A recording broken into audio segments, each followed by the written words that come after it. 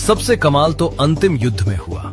Extra कलाकार गिने चुने थे तो सेट पर जगह जगह शीशे लगा दिए गए और ऐसे कोनों से शूट किया गया कि परछाइयों से मुट्ठी भर लोग, हजारों की सेना लगने लगे।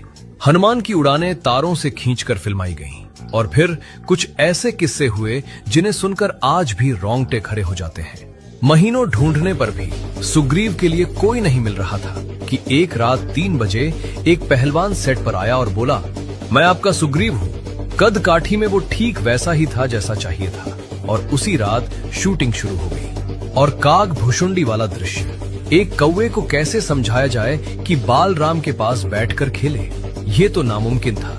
पर एक दिन सेट पर अचानक एक कौवा आकर ठीक उसी पेड़ पर बैठ गया जहां जरूरत थी। सागर साहब ने हाथ जोड़कर कहा, काग भुशुंडी महाराज, आप आ गए।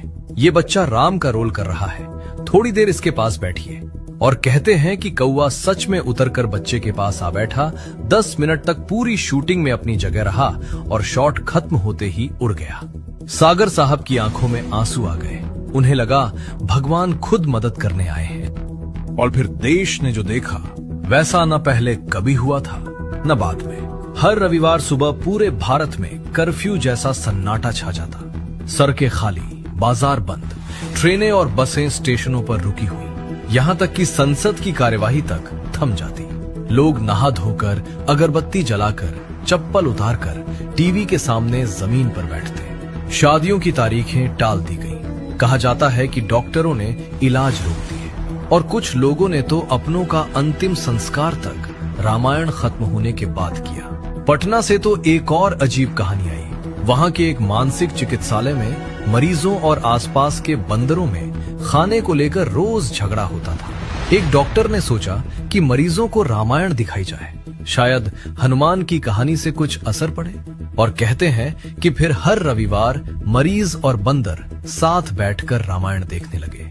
एक दिन एक बंदर पेड़ से गिरकर मर गया तो मरीजों ने उसे राम भक्त मानकर उसका अंतिम संस्कार किया और एक छोटी सी समाधि बना दी। पर इतनी भक्ति के बीच एक तूफान भी आया।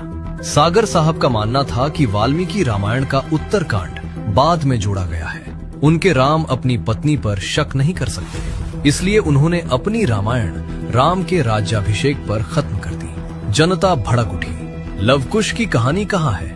वाल्मीकि समाज ने कड़ा विरोध किया। लोग सड़कों पर उतर आए, दंगे तक हुए, सरकारी संपत्ति जली और मंत्रियों के फोन आने लगे। हर दबाव झेलने वाले सागर साहब को आखिरकार झुकना पड़ा। उन्होंने अलग अलग संस्करण पढ़े, एक ऐसी कथा चुनी जिससे वे सहमत हो सके।